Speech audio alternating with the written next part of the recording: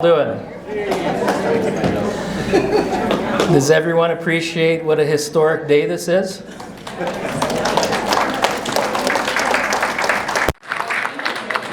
There's only one first time. This is amazing. It's amazing to see this many people. I want to thank Sheldon for the prayer. I want to acknowledge also, again, that we are on the traditional territory of Treaty 6, but most importantly today, we are on the traditional territory of the Michel-Kalamazoo Nation.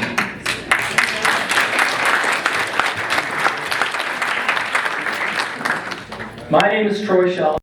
I am a senior negotiator for the Department of Indigenous Services Canada. I represent Canada.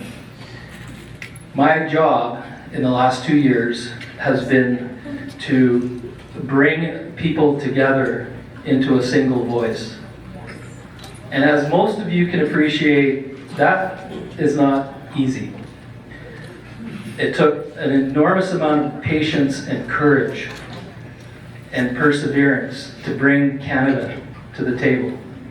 And I want to acknowledge the Michel-Kalamazoo Nation Society for all of their efforts in making that happen.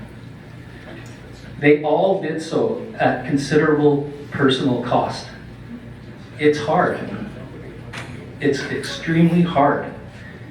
It's uncomfortable. There's a lot of things that we have to face together. Canada's acknowledged that it has a role in finding reconciliation here. And that's why we're here. That's why I'm here. And that is what has motivated us these last 2 years. We received over 200 letters to both ministers. And quite frankly, we were confounded on what to do and how to approach it. Our team came up with an approach and a process that would bring people together. For a very short time, we were talking to, I think, six different groups, all purporting to represent the Michel descendants. And in order to come together to engage Canada on wherever we go, Canada needs to know who it's working with.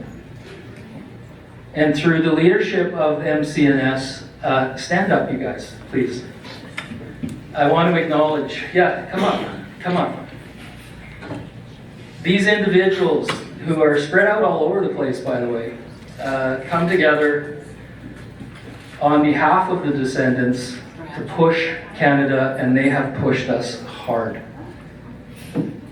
I want to acknowledge the Friends of the Michel Society. I want to acknowledge the leadership of Gil, whose leadership helped make this group a unified entity.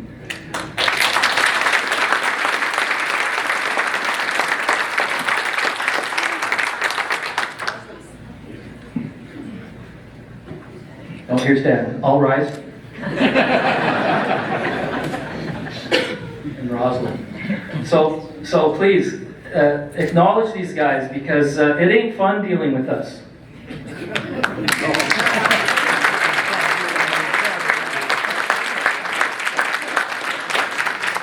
As you know, we, on Canada's side, are an incredibly large organization dealing with these kinds of issues all over the country. And what we wanted to do in a very short period of time is to create momentum for this movement that would force Canada to acknowledge that solutions need to be found. And that's what we're doing. These exploratory discussions are intended to bring people together, bring these voices. This is the second community gathering. We had one in June. Ross. I'm sorry? I don't mean to interrupt, but we were... Go ahead anyways. Sorry. We got our first invitation for this event, not June. Because, and I apologize for interrupting, but I just want to set it right. The government sent us our first invitation for this event. And we're happy to meet everybody, to come here, and to move forward in a positive spirit. So, pardon me, I just wanted to let you know that. Yeah, well, I'm glad everyone's here. There's no doubt imperfections in what is intended to be a perfect process, but they don't exist. And so some people might get missed out. That is not the intention. I'm not aware of you, so. Well, we're on the general list, and we got our first.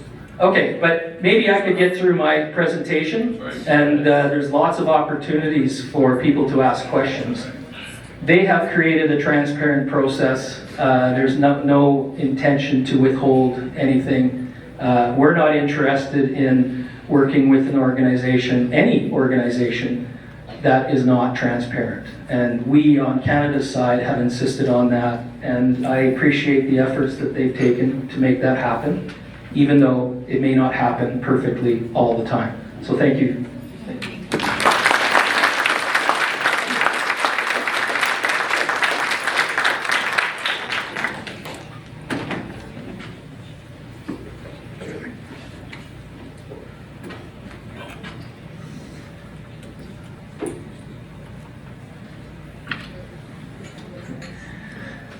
My notes aren't numbered, so I was actually starting on the last page.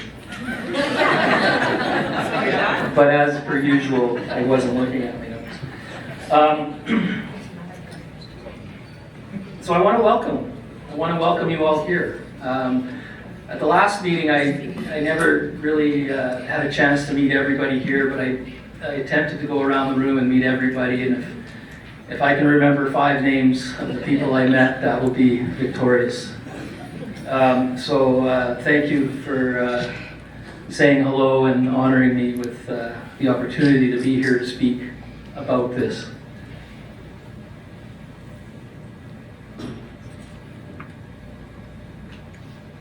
Treaty Days has been happening in various treaties since they were signed. And Treaty 6 annuities have been being paid for a very long time.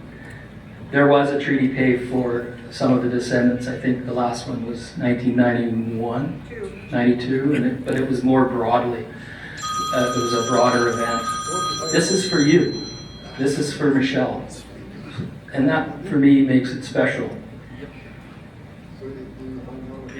We're committed to upholding the importance of treaty, the important place of treaty annuities, and where they are within the culture and history of First Nations in our treaty areas.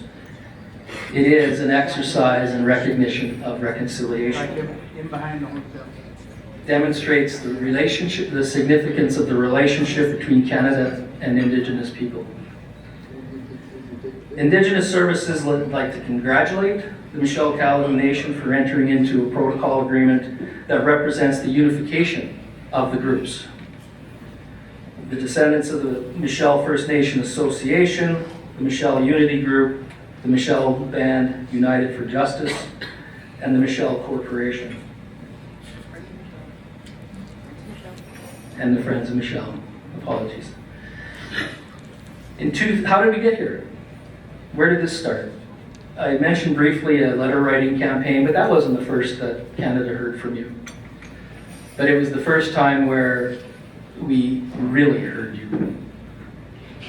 I was invited by, at the time, Minister Miller's staff to come up with a plan on how we can move forward. And the commitment to move forward between both ministries is unwavering. We wanted to create a process and that was robust in that we were meeting a lot. And I know that we are burning out this group of people with the amount of meetings and engagements, subcommittees, writing, reviewing, everything, to support these exploratory discussions. And like I said, it's uncomfortable. We don't always agree. We both face anger and frustration. Kim likes to call it me getting hauled to the principal's office when things aren't going smoothly. My approach and my intent all along was to create a movement much like a speeding locomotive. Get on or get out of the way. And that's on both sides.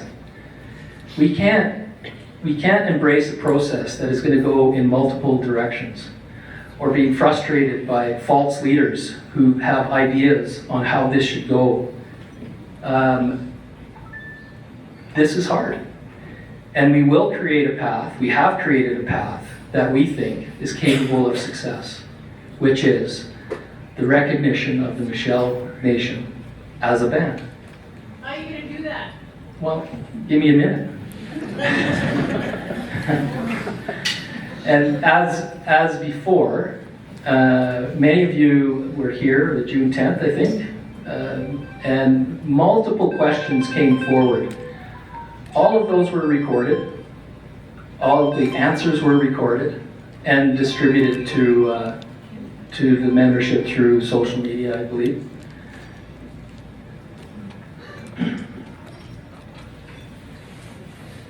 When the efforts of the groups with Canada were underway back in 2017, approximately, the Department, Crown and Indigenous Relations, created a table called Rights and Recognition. Well, they didn't create a table. They engaged the groups with the view of creating a Rights and Recognition table. But it couldn't go anywhere because of the infighting. There was no unity, and so Canada was not able to determine who it was that they were working with. So I was asked to engage the groups first individually, and then as a group to come together with a common message. But during those talks, there was attempts of mediation. A mediator was retained to work with the groups, and that also failed for the very same reason, that the groups could not land on a common path with a common message and a common goal. But I think that we have that now, and it's up to them to tell you what those goals are, and you'll be hearing from them throughout. The material that's out there today talks about a lot of the past, the efforts that were made, and as well as the engagements.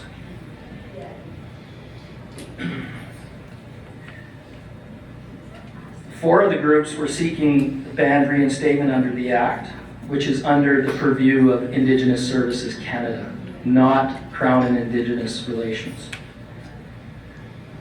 We needed to do a deep dive into the history, and that's where my team came in. It is an area of work that is not common within regions, but because of the direction that we were given from the minister's office, we felt it our obligation to better understand the history. And I want to ask the Indigenous Services team to stand up. Not all at once. You know, we have our elder here, we have students, Cole, we have Calvin, analyst, Marion, Morgan, Cole, and Tamara Kane, and of course you heard from Sheldon.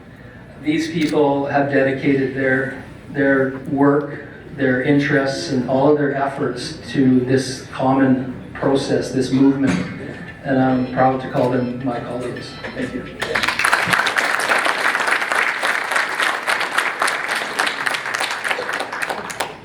Now, as many of you know, and we heard already, the narrative, the history is simple to some of you in your own enclave, in your own world. But to those outside, especially the decision makers, there had to be a common narrative. We had to have a common understanding of what happened here. There had been litigation historically, there had been Indian Claims Commission historically. There's a lot of narratives out there.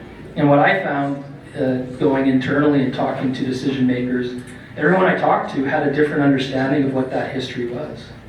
And so one of the jobs that we undertook is to do a deep dive into that history, so that every time we talk about the Michelle Nation as a people, as treaty people, as status Indians, as enfranchised Indians, that we created a common understanding, and that is a much simpler way to understand what happened here. the biggest part of my job has been to advocate for this process and the people, and I spent an enormous amount of time in Ottawa over the last few years, and telling the story, building support, getting people to understand what happened here.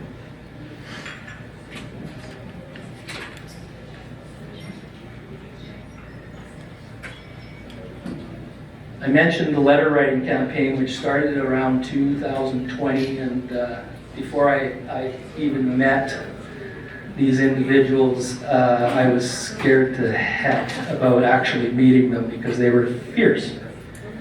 They were relentless. They dedicated their life to this cause, as all of them did. But they didn't all agree on what the cause was or where the cause should go. And we're constantly managing those conflicts within. Like any leadership group, there's conflict. That's what I said. It's never comfortable. It's complicated. And I know that they bear a responsibility for you guys. So it's no easy task.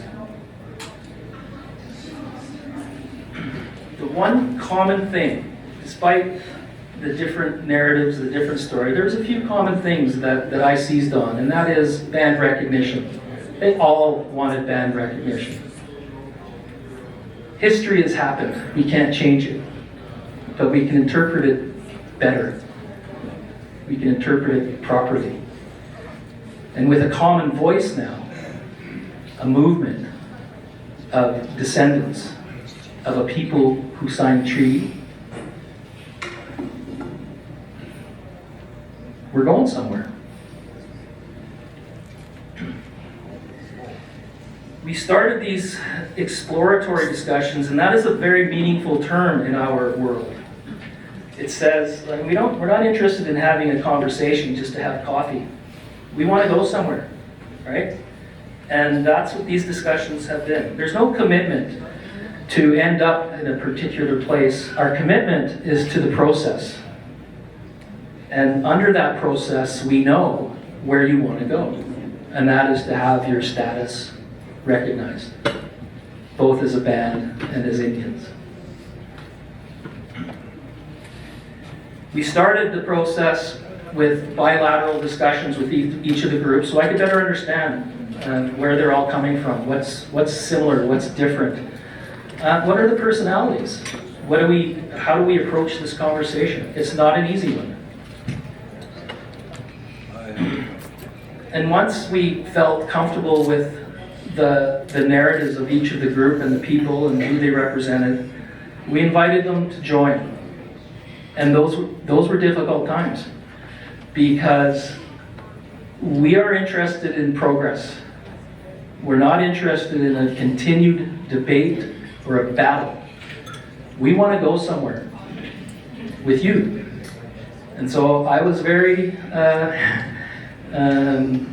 harsh that if the toxicity amongst the groups continue, I don't need to continue the conversation. And I don't need to continue the conversation with individuals or causing disruption within the group. That concept stood back then, and the effect was to rally everybody, but it stays, it continues. We're not interested in fights. There's a lot of things that will have to be addressed with you, not with Canada. Canada's a big player in all of this, but the decision-making part, that's not us, that's you.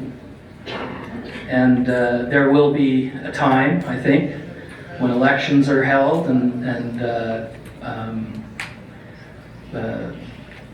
a process is followed to determine membership and all of that. We know that, but we're not controlling that. But we need to know that there's going to be a process, a democratic process that recognizes everybody. So that's going to be a challenge. It was not our job to acknowledge leadership in the sense of elections that may have been held with one or two or other groups. And that was a hard thing to do, to not recognize those groups, but we will continue to do that, those processes. We won't recognize individuals as chief and council. There is no band that is currently recognized under the Indian Act. But that's the goal, and that's where we want to go.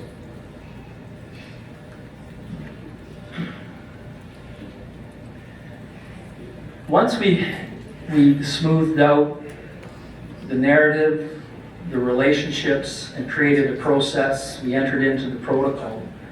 And that triggered the exploratory discussions that are underway today. You'll see a handful of officials here from ISK, and Stephen is somewhere from Crown and Indigenous Relations. We represent a very small group of people. Nationally, there's a lot more working on this, trying to make this happen.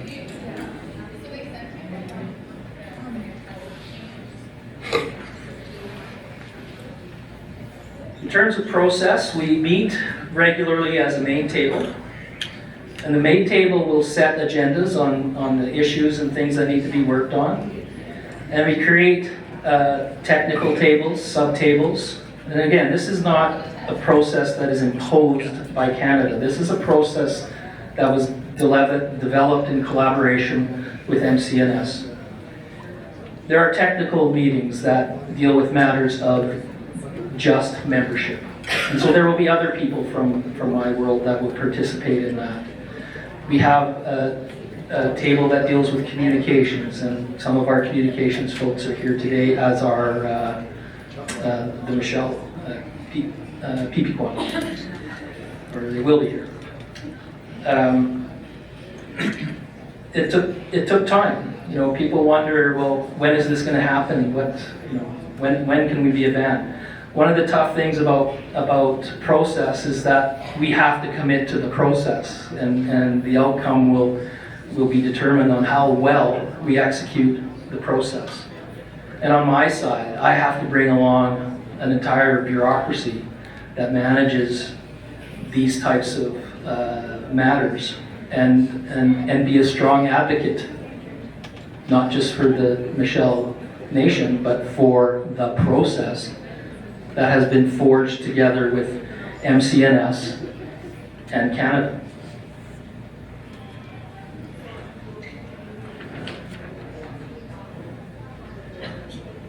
We've had a committee that did all the work here, and as you can see, there's an army of treaty pay consultants back there, and let's give them a hand. This is a big deal for them too.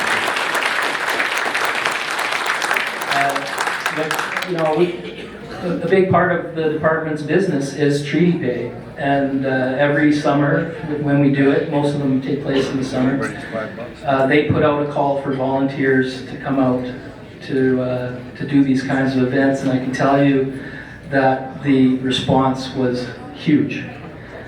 Way more people wanted to do this than we were allowed to bring, and because people recognize the historic nature of this event.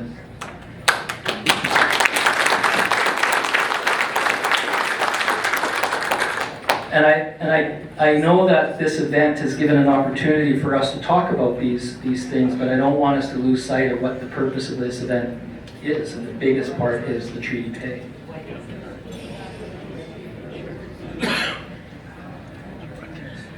Part of the process, of course, requires funding, and we've been providing funding to support the work that they are doing. That is an ongoing conversation, because we're always looking for more. It's rarely enough. I know that. But I think we've done a pretty admirable job of making sure that they are able to tackle the difficult things. I believe all of these individuals are doing this work off the side of their desk. Volunteers who have other jobs, other lives, other careers, and from across the country. So we understand the level of commitment and perseverance that is required to be a part of a process that is intended to go fast.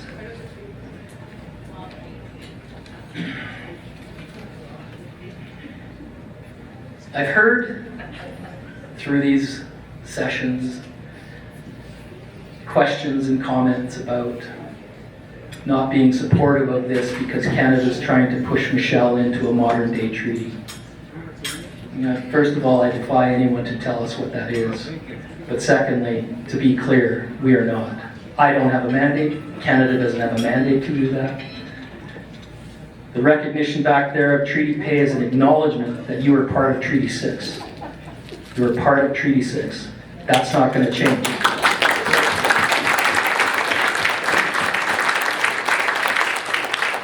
Absolutely nothing is going to change that. We don't have the power to do that. And when I hear people flogging that kind of an idea, it makes my blood boil. Because there's no foundation for it. There's no precedent for it. There's no basis for it. It is wrong in policy and it is wrong in law. Period. You are members of Treaty 6. That's it, right? That's the answer to that question when it comes up and someone tries to tell you that.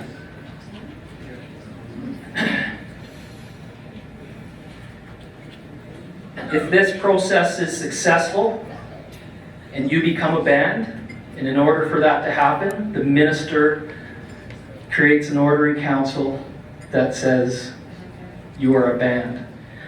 Everything we are doing right now is to lead up to that decision, is to motivate that decision.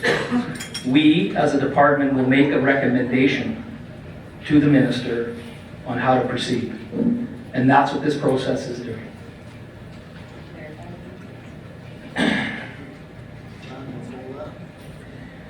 On membership, I know that's something that is near and dear to everyone here. The working group has been supporting MCNS and engaging the community and identifying the descendants of the band. MCNS has also been engaged heavily on the what is called the Bill C-38, the enfranchisement process that is going to be legislation that Canada will pass that will reinstate those descendants' status who lost it as a result of enfranchisement.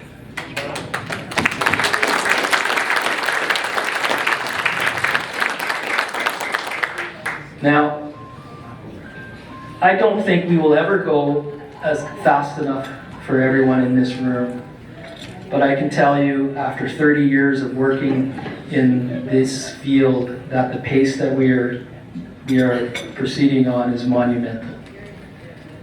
Things are happening. People are getting on board. People are getting out of the way. And I ask that for you too. Get on board. Get behind this group. There's going to be lots of processes that will solidify them as them or anybody who chooses to lead this group once elections are held, once the band is created. But we got to get there first. We, they, and you don't need the distractions for us to go off and fight other battles. I don't want to be a part of any internal MCNS battles with other groups. And I encourage everybody, whether they agree with everything, to at least support what's happening. Because at the end of the day, what's the goal? What's the goal? Band creation. You know, you always try to discourage people from getting tunnel vision. I'm saying get tunnel vision. That's the goal. Now, regarding Bill C-38, that was already introduced in Parliament as first reading back in December of 2022. It seeks to ensure First Nation individuals with family histories of enfranchisement are entitled to registration under the Indian Act and can pass on this entitlement to descendants to the same degree as those without family histories of enfranchisement. How many people fit that bill, Brandy? Huh? Okay. So between 12 and 1,500 people who don't have their status could get that status back as a result of this legislation. That is historic. That is monumental. And I defy Canada to ignore that. I mean, we can't ignore that, right? I mean, that's very, very significant. And so in many ways, it's not hard for me to be an advocate for this when I go out east to promote this. But that doesn't mean I don't have to. I do. I have to do that. Now we're hopeful the bill will successfully move through a second reading, and I understand that every effort is being made to move that forward once Parliament resumes, I think, very soon. But it's a legislative process. It is one bill among dozens, if not hundreds. And but the intent is there. There will be committee meetings that are required constitutionally, and there are participants from Rochelle that have been engaged already and will continue to engage on that. The Minister of Indigenous Services Canada continues to express a deep personal commitment to ensuring that this bill proceeds and passes once the House of Commons resumes. I want to repeat that.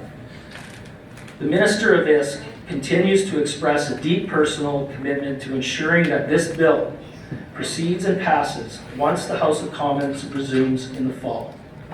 I know that as we speak, your representatives are in the process of crafting a communication back to the Minister to hold her accountable. I've been told.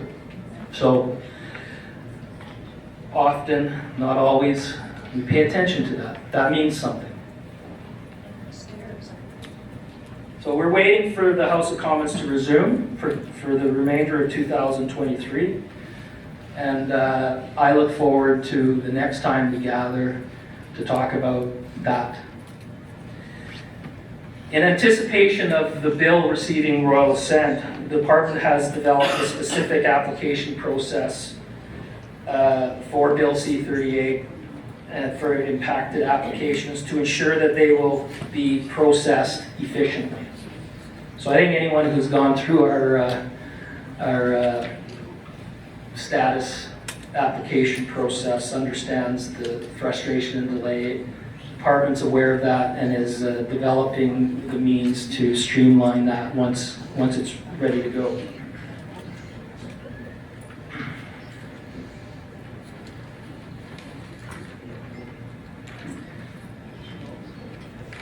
So I appreciate that a lot of what I've been talking about is a statement of the obvious, that you're all here when you haven't been before. You've got a voice where you haven't had before. You're in a process that could lead to the ultimate objective of everyone in this room, I think. Maybe I shouldn't be so presumptuous. But that said, I don't want to inflate expectations that the outcome is a slam dunk. We have to go through the process. We have to stay focused. If there are groups out there that want to disrupt, you could frustrate the process. And that would be a shame. That would be a shame. We want a movement to involve a cohesive, unified people. And I see that in this room. I actually got around to meet almost all of you today, and I hope to get to the rest. But that should mean something for you in terms of what your expectations are, not of Canada, but of your community. We want to work with a unified community, and I see that today. And I want to thank you. And I thank yourselves for all coming here.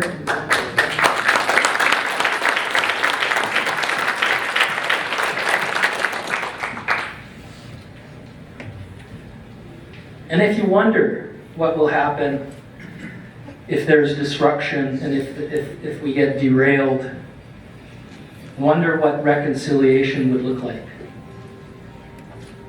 Would we get there? Reconciliation will require you and Canada to move this forward. We're an open book as far as questions are concerned. I think those of you who were here back in June know that we answered some very tough, uncomfortable questions, and the responses are all there for you to see. And that won't change. We, Canada, demand that of MCNS. Make sure you've got everyone in the tent. Oh yeah, that was the phrase I used all the time. I need everyone in the tent, right? So that when I'm advocating to ministers and deputy ministers and such, that's one of the things they always ask. Do we got everybody? I hope we do, and maybe we don't, and we heard there's probably some others that we need to bring into the tent, but I don't think that in and of itself is controversial or disruptive. That's part of a democratic process. Transparency is probably one of the biggest parts of that process, and this is it. You guys are personifying the need for transparency, and I can go to report back that you guys have created a process that embraces your community. So with that, I want to congratulate everyone here, and I want to leave you with the commitment that we will continue, whether there's an election or not, federally. This train is on track.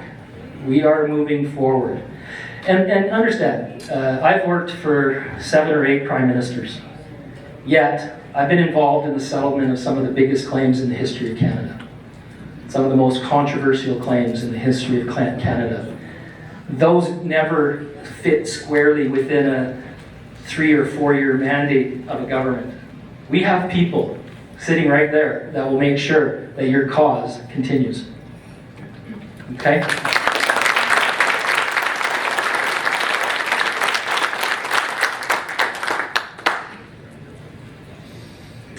So with that, I think... Oh.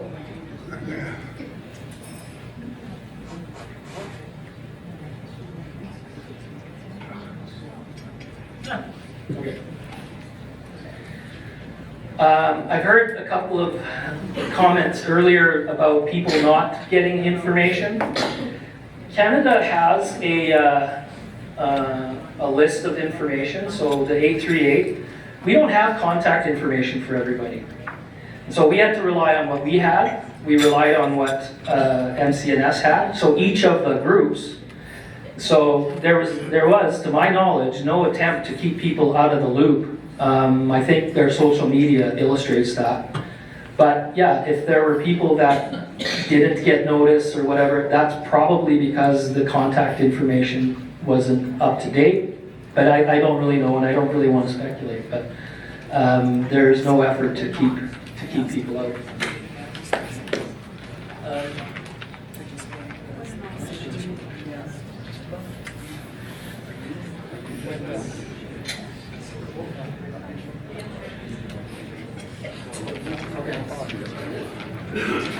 Well, sure. There's a lot of questions.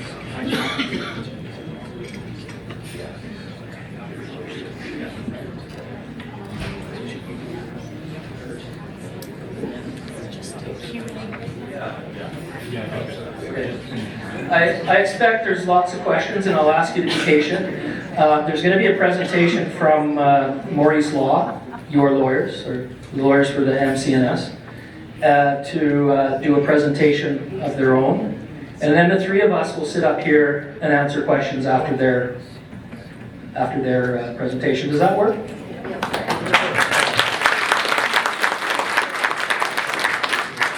All right, thank you very much for being very patient listeners.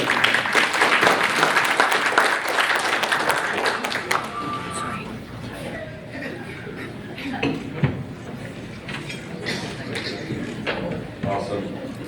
Thank you so much, Troy. That's strong messaging, right? Just the unity that the Michelle people have displayed in leading up to the creation of MCNS and beyond has brought us quite far. And I say us, Working with the Michelle board over the last 2 years has been an absolute honor, and it's heartwarming to see everybody out here today. So, right on. Let's thank again Troy and the Canada team.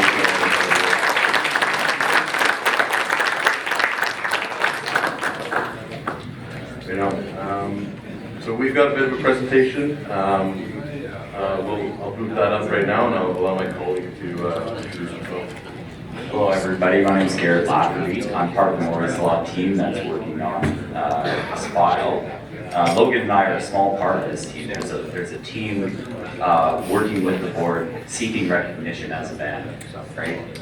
So thank you for allowing me the opportunity to be here today and to speak.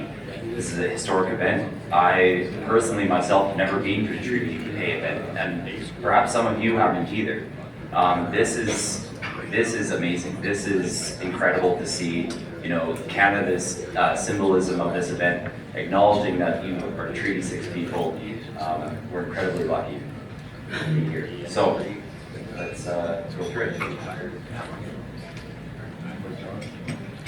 Okay, yeah, so we've got, here's a bit of what we're going to walk through. We're going to do a little introduction, quickly a bit about Maurice Law, a bit about MCNS.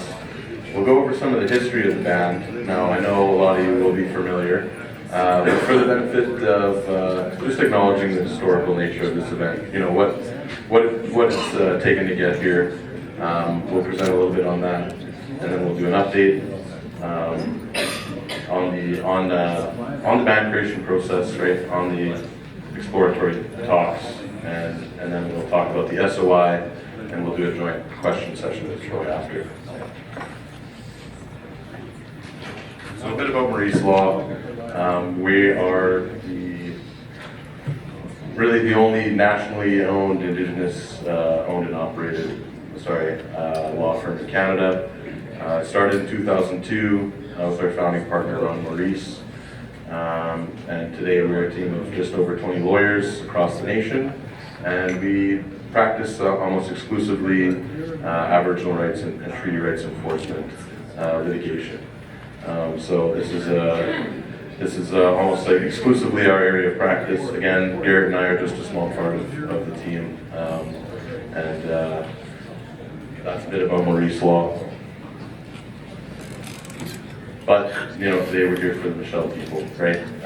MCNS, the group that is advancing these exploratory discussions, as we introduced the board earlier this morning, it was founded by 5 groups that were all representing Michelle, leading up to the creation of this exploratory talks table, right?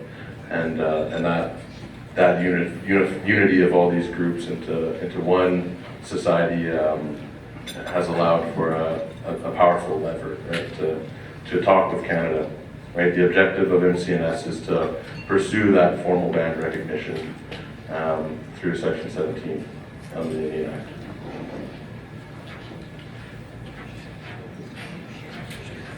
So just walking through a little bit of the history here for some of you folks. I know obviously everyone here is familiar with the history, but I want to take some time and make sure that we're all on the same page. So, you know, the latter part of the 18th century, we know that the fur traders were moving westward with the Northwest Company. The original members of the collective were mixed Iroquois and Cree descent. And so before signing a treaty, this collective, they gathered together near Lac Saint Anne under the leadership of Louis Calhoun. Louis passes on, and his son, Michel, becomes leader. In 1878, Michel Calhoun and his followers, located at Lac Saint Anne, adhered to Treaty 6.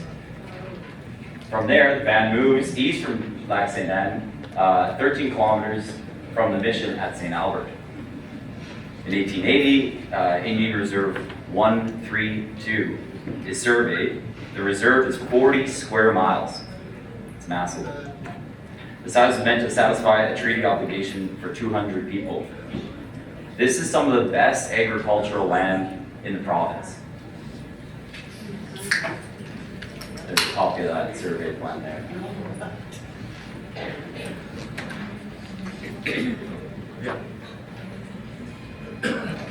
were, Michelle was well positioned. Like Garrett said, some of the best agricultural land in the province and in indeed the country, really. But what we started to see after the reserve was set aside, and not just with Michelle, but really across Canada in that period from the early 1900s, from 1900 to about 1920s, was basically some kind of a calculated campaign by Crown agents of the day to speculate in Indian lands, right? And I believe there's something like 25% of all reserve land was surrendered back to the Crown during this period of time. Now here, we'll mention Frank Oliver. Treaty 6, yes, benefits were withheld, and not only were they withheld, but the government of the day really made every attempt to undermine Indian farming in the country, whether that was lack of provisions that were promised under treaty, or the suite of policies that was put in place, at the time. In addition, there was the Scrip Commission in 1885, excuse me. And this had a significant effect on the Michelle band membership. In '86, over 2/3 of the band had taken Scrip, and that's an issue that's near and dear to the Michelle people, right?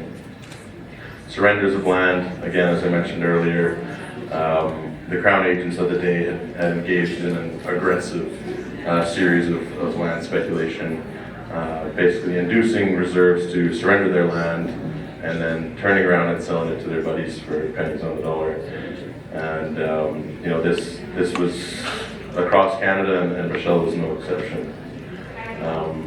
In 1903, 7,800 acres of Indian Reserve 132 were surrendered back to the Crown, and as the slide says, right, they would come to your reserve and they haven't provided the benefits or the rations, and we'll give you some cash if you just give up this land over here, right?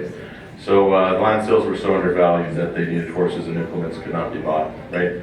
They were using the land sale proceeds to provide benefits that they ought to have already provided under the terms of treaty. So in 1906, there was another large surrender of land. 10,200 acres were surrendered in exchange for a promise of provisions that ought to have already been covered under treaty. By 1906, 40% of the original reserve had been sold.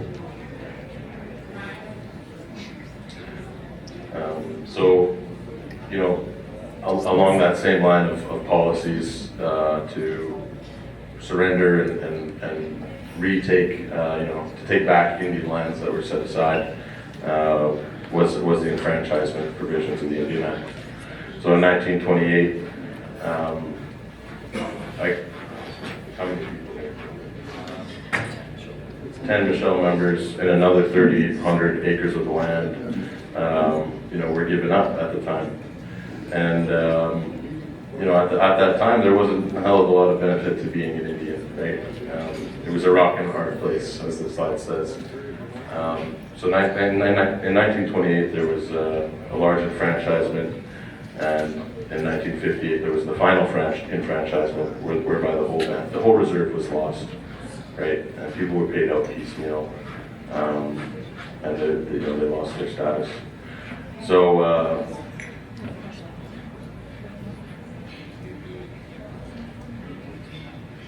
42 members, and that was March 18th, 1958, right?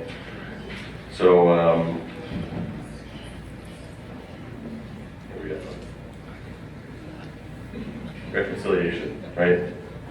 Maybe I'll let you speak to it. Sure. So, I think this speaks to a little bit of a plan after recognition, right? We've talked to the leadership of MCNS and told them that the enfranchisement themselves were unlawful.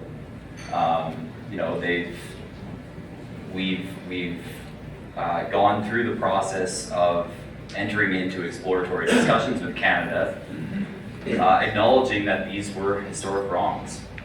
and the Parliament has, as Troy talked about at length, Bill C-38 is directly aimed at addressing enfranchisement. And this is obviously a key core issue for the Michelle people. And this bill will have a huge impact on your folks' ability to have a fulsome membership once the ban is created.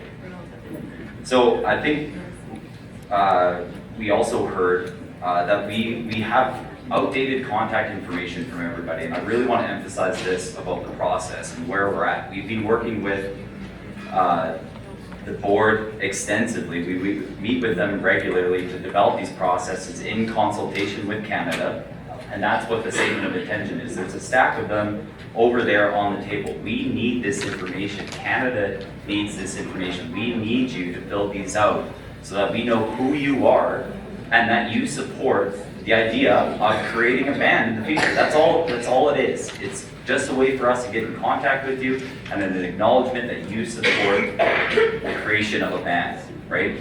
It's an ongoing, it's an iterative process, but without that information, we're kind of operating blind in a lot of respects on our end, right? But I've received a stack of them today already, so thank you to those folks who have filled those out, who've sent them to us. We're really encouraging you to use this as an opportunity. They're here today. Also, as well, if you are interested in the process for applying for status, if you haven't in the past or think you might be considered under existing or proposed legislation, there's people at the back of the room here all day to help you go through that process. And maybe encourage your friends and relatives. Oh, sorry, downstairs. My apologies. Sorry to put that on you back there. So please go downstairs, talk to these folks, encourage your friends and family that you know or may be eligible to start that process and filling out the statement of intention. I don't know. Okay, so again, we're currently in exploratory discussions. There's a few steps, and we're happy to answer some questions from you folks today on what this process kind of looks like. But this is monumental. This is something that really hasn't been done before, right? We're working tirelessly to try and figure out what this process looks like. So apologies if some of the answers don't lay out absolutely clear for you, because it isn't clear. We're working, we're pushing, we're trying our darndest on this. So, and I know that the board is very committed. They meet, and these guys, it breaks my heart seeing how much effort needs to go through. They need to go through in order to get this done when it shouldn't have happened in the first place. And I know that it can cause division and it can cause fights and infighting in families, and it's I'm really proud of them for being united on this front, and for everybody in this room for coming together as a family, right? So let's move on and see if we can't get to some questions. I went through what the statement of intention is, why we need the SOI. Okay, so Troy, if he's available. Oh, okay. We'd be happy to start fielding some questions.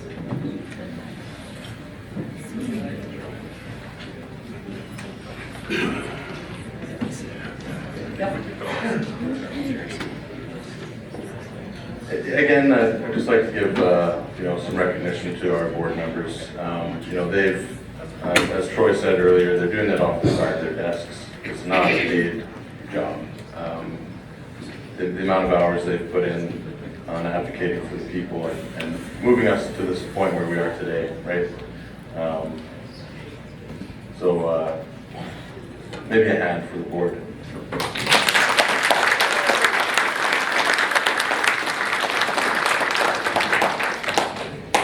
All right, well, we're just getting some seating figured up for our panel up here, but we want to open it up for questions, and it's all about transparency. And in light of that though, thank you all for being in attendance today, but I do want to remind folks that there is no recording of today's event other than what's being recorded for the purposes of training for ISC. We're being filmed up here, you folks aren't being filmed, but please, these discussions, we're keeping them together in this room with you folks, so please respect that. We really appreciate that.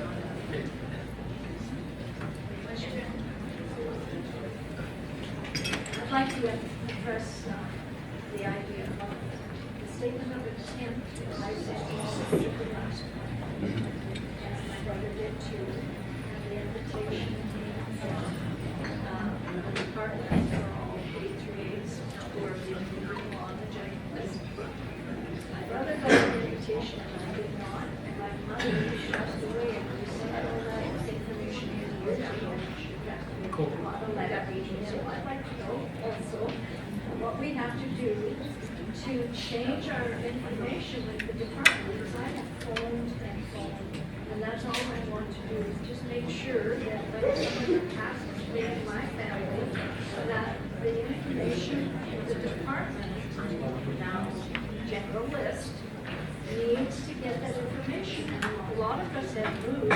And we send in our information and our healthcare gets paid, our stuff gets paid, but we apparently are at a 15-year-old average. What's that? Yes. Sorry, Go ahead. Garrett. This is our fault. We should give you a microphone, but maybe you can repeat her question so everybody can hear it. And we will have someone run around the room getting exercise. So if you have questions, put up your hand so this handsome devil in the sash will get to you to answer your question. So just to repeat the question there, the question is, the issue of the department not having the correct information for contact. How do we, or how do you folks update that information with the department? Sometimes it seems like the left hand doesn't know what the right hand's doing. Some communications are coming through from other departments, but not this one. So obviously a question for yourself, Troy. Maybe. No, we were just actually having a conversation outside about this very question. MCNS has lots of information, like contact information of people. Canada, under the 838 list, has a lot of information around people. And the reason that Canada didn't make any invites to any of the other, well, there was only one other community meeting, and that was in June. We weren't ready to do that. There was no effort to keep information from getting out. We were relying on the information that MCNS had. They have a formidable social media presence, and that has been the vehicle to get information out, the Moccasin Telegraph, things like that. And in June, the meeting that we had here, one of the purposes of that meeting, which we explained at the meeting, is, and we said it, we don't know where everyone is, right? I met someone here from Vancouver who traveled today for this. So we use these activities to get that information. So we don't go collecting. That's not what our purpose has been.